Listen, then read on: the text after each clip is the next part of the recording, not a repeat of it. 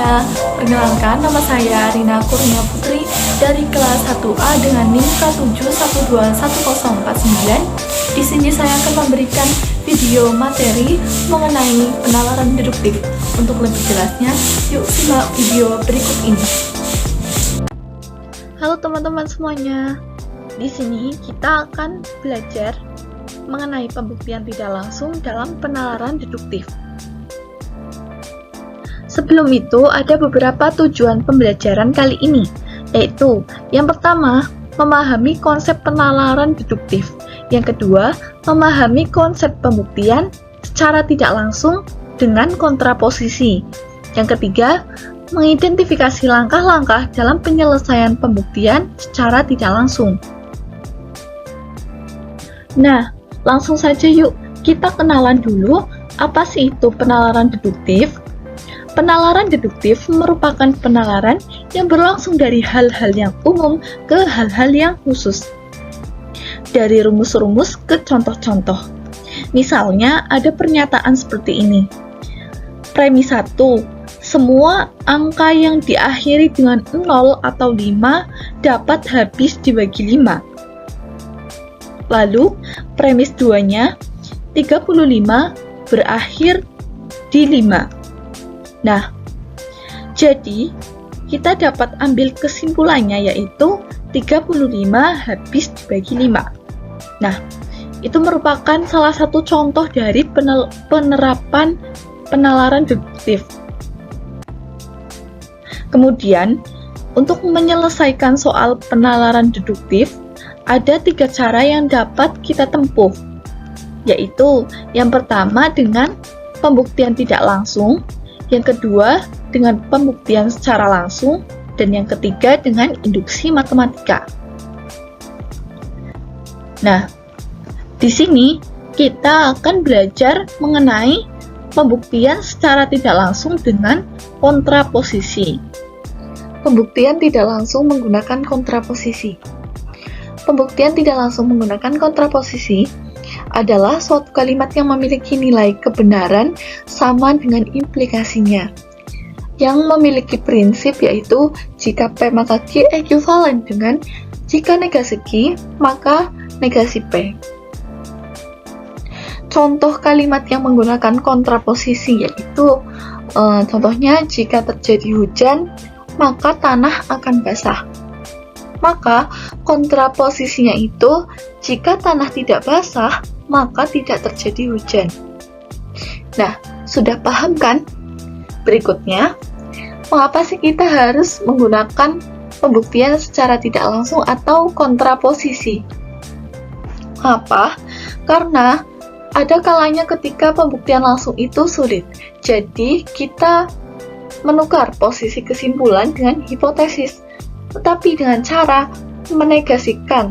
Karena di sini kan sifatnya ekuivalen. Nah, jika ekuivalen, kita bisa mengubah atau mengerjakan dengan cara yang berbeda. Kemudian, disebut pembuktian secara tidak langsung karena kita tidak membuktikannya secara langsung atau kita membuktikan tidak menggunakan pernyataan yang mentah-mentah, tetapi kita olah terlebih dahulu, kita ubah terlebih dahulu, lalu kita buktikan. Pembuktian secara kontraposisi ini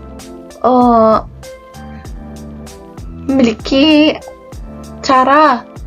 Yang pertama, pembuktian secara langsung kontraposisi. Jika negasi Q, maka negasi P bernilai benar. Negasi Q sebagai hipotesis, kemudian menggunakan aksioma, definisi, teorema yang telah dibuktikan sebelumnya untuk menunjukkan bahwa pernyataan negasi P benar. Untuk lebih jelasnya, yuk simak soal berikut ini. Contoh soal. Buktikan bila N bilangan bulat dan 7N plus 2 bilangan ganjil, maka N bilangan ganjil. Nah, di sini kita harus tahu apa permasalahannya sehingga kita menggunakan pembuktian secara tidak langsung atau kontraposisi untuk menyelesaikan soal ini. Di sini terdapat 7n plus 2. Nah, 7n plus 2 ini harus diubah menjadi n. Ketika kita mengubah 7n plus 2 menjadi n, maka kita harus mengurangi 2 terlebih dahulu, lalu kita bagi 7. Nah, dari hasil pembagian ini, apakah akan menghasilkan bilangan bulat, sedangkan di sini n adalah bilangan bulat? Pastinya tidak, kan? Karena pembagian ini akan menghasilkan bilangan pecahan. Sehingga kita perlu menegasikan menjadi n menjadi 7n plus 2 dengan cara yang pertama, ambil kontraposisi dari pernyataan tersebut. Nah, yang mana? Yaitu n bilangan ganjil dinegasikan menjadi n bilangan genap, karena bilangan ganjil lawannya adalah bilangan genap. Maka n bukan bilangan bulat. Menjadi n bukan bilangan bulat karena pernyataannya yaitu n bilangan bulat. Atau, nah, kita ingat kembali kalau dan dinegasikan itu menjadi atau 7n plus 2 adalah bilangan genap. Lalu, ambil sembarang bilangan genap n, yaitu n sama dengan 2k. Dengan k merupakan bilangan bulat. Kita ingat kembali ya, kalau bilangan bulat itu terdiri dari bilangan ganjil dan bilangan genap. Kemudian, pernyataan jika n bukan bilangan bulat dan 7n plus 2 bilangan genap itu bernilai benar. Jadi, n bilangan genap bernilai benar, pernyataan n bukan bilangan bulat bernilai salah karena bertentangan. Supaya n bukan bilangan bulat atau 7n plus 2 bilangan genap tetap bernilai benar, maka 7n plus 2 adalah bilangan genap harus bernilai benar.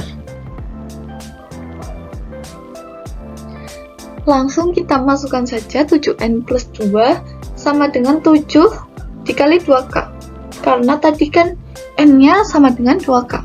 Sehingga kita masukkan 7 dikali 2k plus 2 sama dengan 14k plus 2. Nah, bisa disederhanakan menjadi 2 dikali 7k plus 1. Bilangan bulat tertutup terhadap operasi perkalian dan penjumlahan, maka bisa dikatakan bahwa M sama dengan 7K plus 1. 7N plus 2 dapat ditulis dalam bentuk 2M. 7N plus 2 adalah bilangan genap. Kontraposisi dari pernyataan benar, maka pernyataan bersyarat awal juga benar. Jadi kita bisa simpulkan bahwa jika negasi Q maka negasi P. Jika benar hasilnya, maka pernyataan awalnya pun akan ikut bernilai benar. Seperti itu ya. Nah, oke. Udah paham ya teman-teman? Sekian video kali ini. Wassalamualaikum warahmatullahi wabarakatuh.